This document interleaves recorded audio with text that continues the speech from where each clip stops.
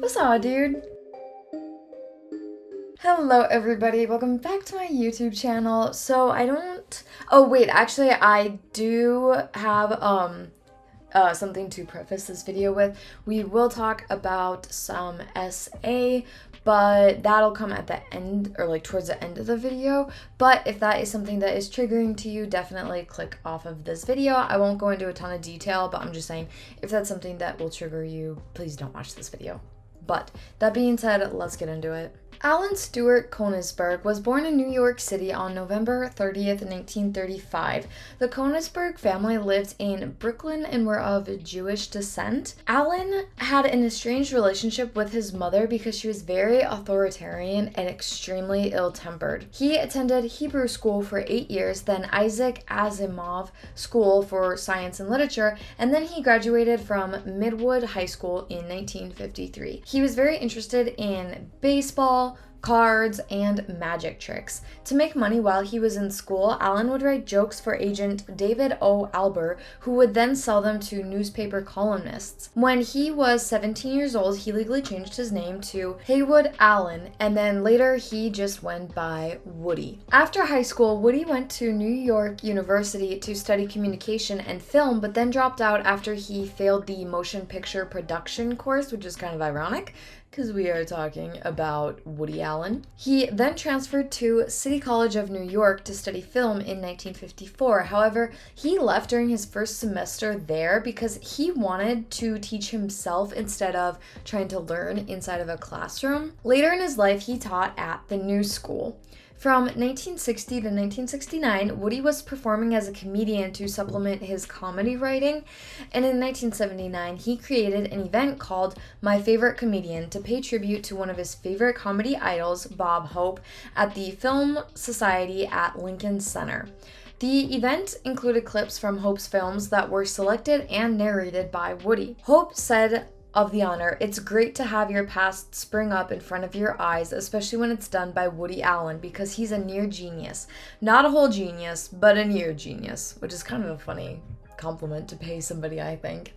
Some guests at the event were Diane Keaton and Andy Warhol, which he is a controversial person as well, so comment down below if you would like to see a video on Andy Warhol and why he has raised some controversy. Diane and Woody were romantically linked during the early 70s, and he had even based the character of Annie Hall on Diane in real life. Throughout his career, Woody made at least 65 movies, 15 plays, and even acted in a play, as well as his comedy writing that he did and being a stand-up comedian. And as a child, Woody started playing the clarinet, but he performs under the stage name Woody Herman. In 1980, Woody and Mia Farrow started dating. Mia is a fellow actress, and she starred in, I believe, 13 of his movies, or she was in at least 13 of his movies. She had 6 children, some of whom she had adopted with her ex-husband, Andre Previn. In 1985, Mia adopted an infant girl named Dylan. However, Woody didn't participate in the adoption of Dylan. It was Mia's, it was her adoption, solely hers. In December of 1987, Woody and Mia had a son, and they named him Satchel. However, he now goes by his middle name, which is Ronan, and I fully understand why you would want to go by Ronan, instead of Satchel. In 1991, Woody officially adopts Dylan and Moses. Both Mia had initially adopted by herself. And on January 13th, 1992, Mia finds a stack of nude photos of her daughter, Soon-Yi Previn, and they were photos that were taken by Woody.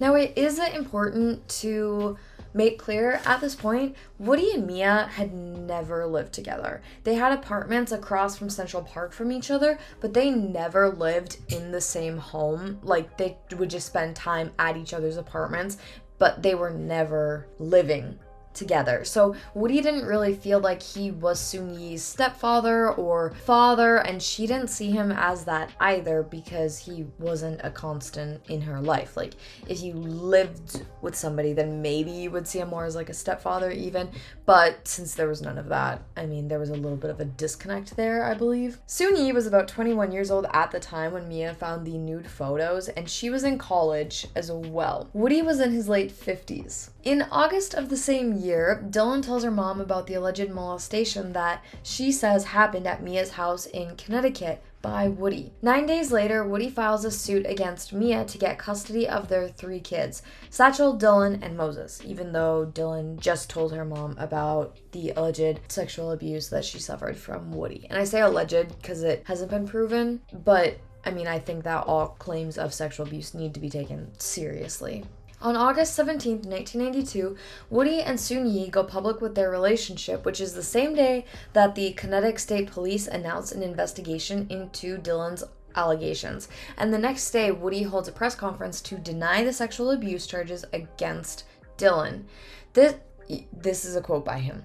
"This is an unconscionable and gruesomely damaging manipulation of innocent children for vindictive and self-serving motives." He suggests that Farrow has influenced Dylan to lie in order to punish him for his relationship with Soon-Yi, saying that allegations of this sort are a currently popular, though heinous card played in all too many child custody fights. And while sometimes effective, the tragedy of programming one's child to cooperate is unspeakable. Around this time, Soon-Yi defends her relationship with Woody, saying, "I admit that it's offbeat, but let's not get hysterical. I'm not a R word, which I will never say, underage flower who was raped, molested, and spoiled by some evil stepfather, not by a long shot." So this is just to confirm the fact that she never saw him as a father figure in her life. In November, Mia publishes a Vanity Fair article about her side of the story, and Woody has a team of medical experts examine Dylan over several months, and they claim that there's no signs of any molestation. Their report clears Woody of the charges, as they say. On March 26th, 1993, Mia testifies against Woody for custody and says that Dylan told her the previous summer that Woody had molested her. She goes on to say that Dylan wouldn't tell a doctor about the abuse, and she agrees that the medical experts who examined Dylan saw no sign of abuse. Mia videotaped Dylan's confession, but there were like cuts in the tape, like it had been edited.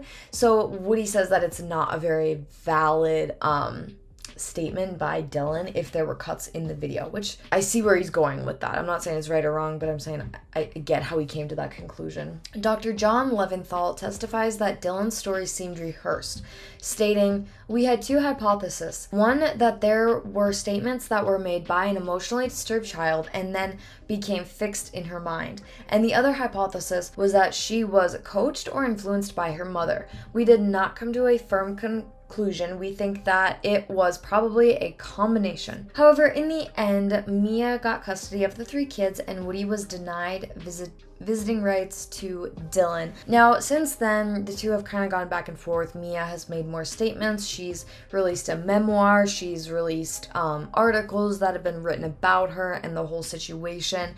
She has been an advocate for children of abuse.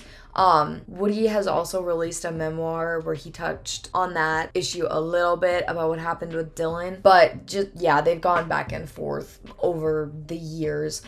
On December 22nd of 1997, Soon-Yi and Woody got married officially, and in recent years, Woody has mainly worked in Europe, and after his last movie, Rifkin's Festival, he plans to focus on writing books after he retires from filmmaking, so he'll kind of be retiring, but he'll still be working in a sense, you know, writing. Soon-Yi and Woody have 2 adopted children together. They live in Manhattan. They have an apartment there, and I'm sure, you know, other homes because he spends a lot of time in Europe. But yeah, that is the controversy with Woody Allen and his now wife, Soon-Yi. I have to say, it is very unorthodox, you know, marrying a stepchild, but I don't know. It's a very odd situation that I really haven't heard anything like this before. So I thought it was very interesting. I've heard jokes about Woody Allen, of course, and the fact that he lived in Europe and that there were some people suspicious of why he did that. So this is kind of why people believe that he no longer works in Hollywood, and there have also been a lot of actors and actresses that have, disavowed him, that they don't want to work with him anymore.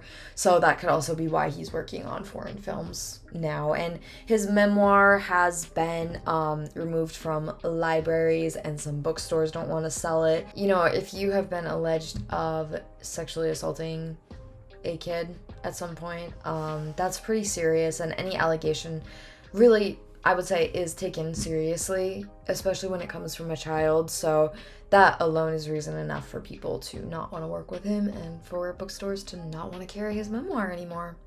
So comment down below how you guys feel about this, because it is a very, very different case.